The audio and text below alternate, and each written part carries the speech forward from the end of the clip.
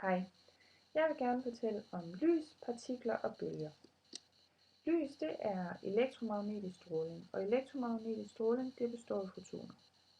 Hvis vi kigger her på billedet til højre, så ser vi en skala over elektromagnetisk stråling, hvor vi for eksempel her har synligt lys, som har en bølgelængde fra ca. 380 til 750 nanometer. Ovenover her har vi infrarød stråling med en længere bølgelængde, og under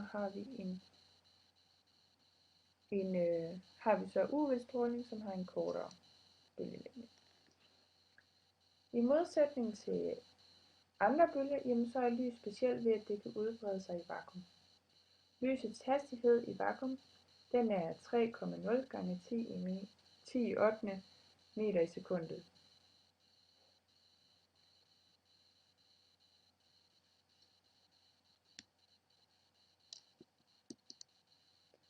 Lyspartikler det er det samme som fotoner. Hvis man kigger på en enkelt lysstråle, som bliver udsendt fra et eller andet legeme, så består den af et stort antal fotoner. Og udbredelsen af de her fotoner, de kan beskrives som bølger.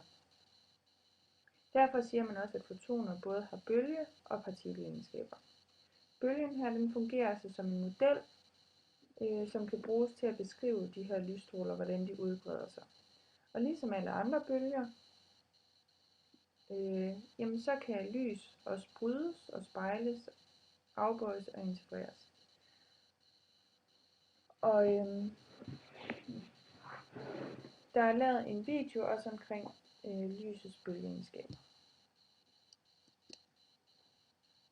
Når man snakker om fotoner eller lyspartikler, så er det også nærliggende at snakke om Bohrs atommodel, som blev formuleret i 1913. Han mente, at elektronerne i et atom det bevægede sig i forskellige baner rundt om kernen, og de her baner de havde forskellige energier, og elektronerne i den samme bane, de havde også samme energi. I dag der har man så fundet ud af, at de bevæger sig i orbitaler og ikke i baner, men modellen den bruges stadig.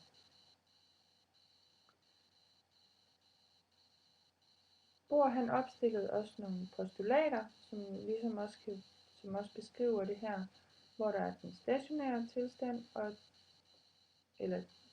den stationære tilstande og frekvensbetingelsen. Og den stationære tilstand, den lyder sådan her: atomet kan eksistere i nogle bestemte stationære stabile tilfælde. I hvert af disse tilfælde har atomet en bestemt energi.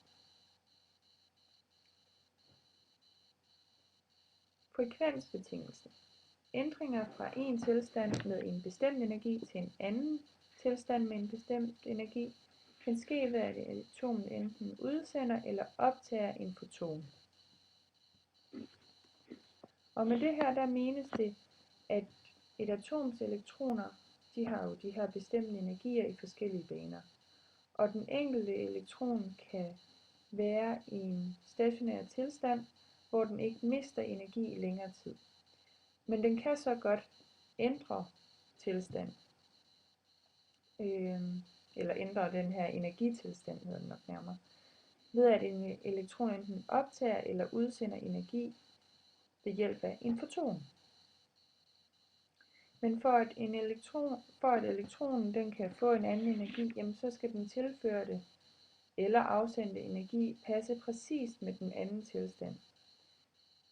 For eksempel hvis vi i et atoms inderste bane har en energi på 2 elektronvolt, som vi ser her, og en anden bane har vi et energiniveau på 6 elektronvolt, så for at den her elektron i den inderste skal kan hoppe ud i den yderste, så skal elektronen absorbere en foton med energien 4 volt, som vi kan se her på tegningen. Så opnår atomet ligesom en exciteret tilstand, hvor energien ligesom er større end grundtilstanden. Og atomet, det vil selvfølgelig prøve at komme tilbage til den her grundtilstand, og hvor der er den lavest mulige energi, ligesom alt andet i fysikken, så vil den jo forsøge at komme tilbage.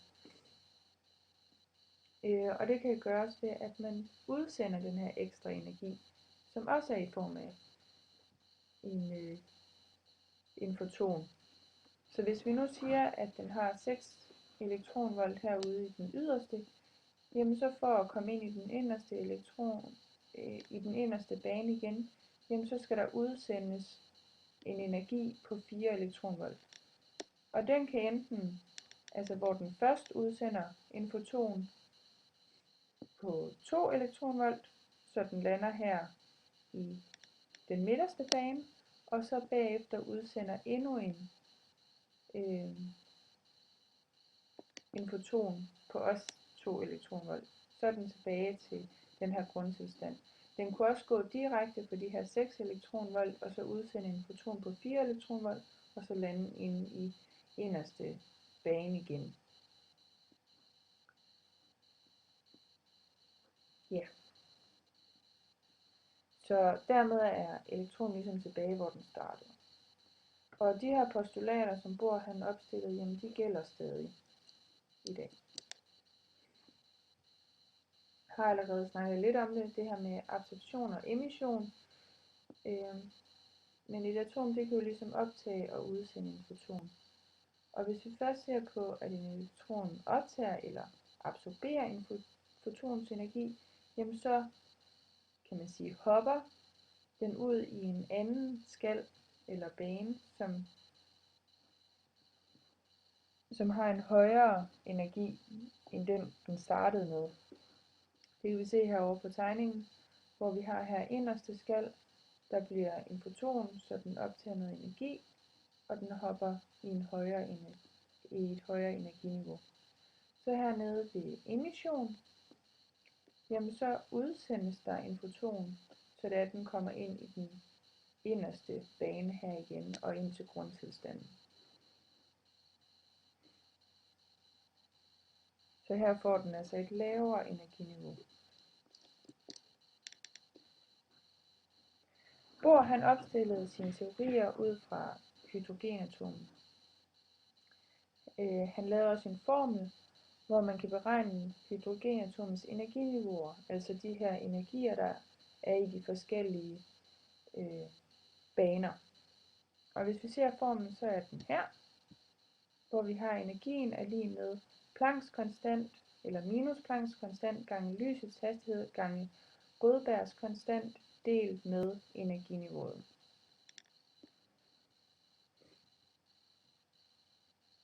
Og så har vi for eksempel et eksempel hernede, hvor vi udregner energiniveauet ved grundtilstanden, hvilket vil sige, at n er lige med 1.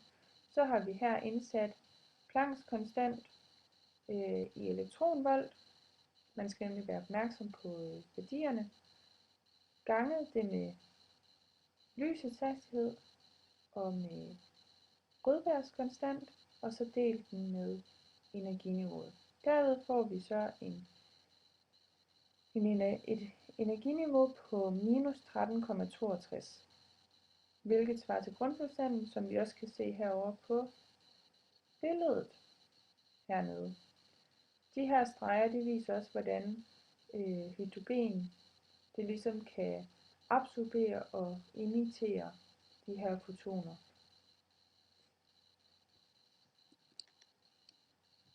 En fotons energi, jamen det kan beregnes ved den her formel, der står heroppe, at E-foton er lige med Plancks konstant gange frekvensen. Og vi har her Plancks konstant, som er 6,63 gange 10 minus 34 joule gange sekund, hvilket også svarer til 4,14 gange 10 minus 5 elektronvolt gange sekund. Og frekvensen den måles jo i hertz. Hvis vi så skal også have et eksempel med det her, jamen så kan man beregne fotonenergien af fotoner i... Vi vil gerne beregne fotonenergien af de fotoner i et lys med frekvensen 420 THz. Så skal vi så finde ud af, hvilken bølgelængde og farve har lyset. Vi har formen heroppe fra, hvor vi så indsætter Plancks konstant, ganger med 420, og så for at få det om i almindelig hertz, eller hvad man kan sige, så ganger vi med 10/12. Derved så får vi så en energi på 1,73 elektronvolt. Hvis vi så skal beregne bølgelængden, jamen så vi kender jo allerede, hvad lysets hastighed er. Så V, den bliver 3,0 gange 10 i 8 meter per sekund. Og vi kender også,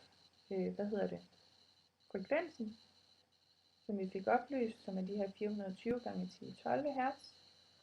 Og så isolerer vi blot for bølgelængden, altså lambda, og den er så lige med 714 nanometer. Og hvis vi så går herned i vores tabel, jamen så kan vi se her ved cirka 700, lidt over 700, jamen der er lyset simpelthen rødt. Det er jo lige på grænsen til at være infrarødt lys. Ved hjælp af de her fotoner, jamen så har man også formået at lave en masse spektre, som for eksempel kan give viden omkring, hvilke grundstoffer, som himmellegemer består af. Der er 3 forskellige spektre. Der er et kontinuert spektrum, hvor det er for eksempel hvor lys, der udsendes med alle bølgelængder. Det kan for eksempel være en glødepære. Den udsender lys med mange bølgelængder. Så er der emissionsspektrum, som ligesom dannes ud fra emission, altså der udsendes lys fra de her atomer. Så er der absorptionsspektrum, som dannes ud fra, hvor nogle gasmolekyler, de absorberer noget lys med bestemte bølgelængder. Ja. Til sidst så vil jeg gerne snakke om infrarød stråling, hvilket vi også beskæftigede os med, da vi havde forløbet om lyspartikler. Og bølgelængden i infrarød stråling, jamen, den er jo over de her 700 nanometer cirka. Og vi var blandt andet på et besøg i Fold, hvor vi undersøgte køers yver for betændelse blandt andet. Og til at undersøge de her ting, jamen så stiftede vi også bekendtskab med nogle love, f.eks. Plancks lov, som man ligesom bruger til at undersøge intensiteten af strålingen. Den viser, hvordan fordelingen af strålingen er for et sort legeme. Og vi har formen her, hvilket er en meget lang formel, hvor vi siger, at 2 gange pi gange Plancks konstant gange lysets hastighed i anden delt med bølgelængden i femte gange e i opløftet i Plancks konstant gange lysets hastighed delt med bølgelængden gange Boltzmanns konstant gange temperaturen minus 1 gange 10 minus 6. Ja.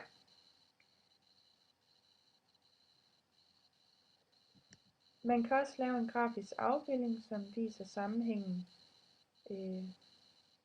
ud fra Plancks lov. Og her kan vi se, at jo højere temperaturen er, det ser vi herover, jamen jo lavere bølgelængde, eller jo kortere bølgelængde hedder det, er det sted, hvor maksimum optræder. Vi kan se her ved en lavere temperatur, jamen så er maksimum bølgelængden rykket længere over.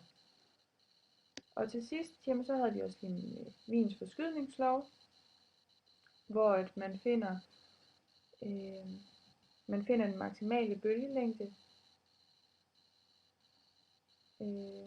Den maksimale bølgelængde, her hvor at intensiteten er maksimal for varmestråling efter et legeme. Den tager vi lige forfra, Den angiver bølgelængden, hvor der er en maksimal intensitet for varmestråling efter et legeme med temperaturen T.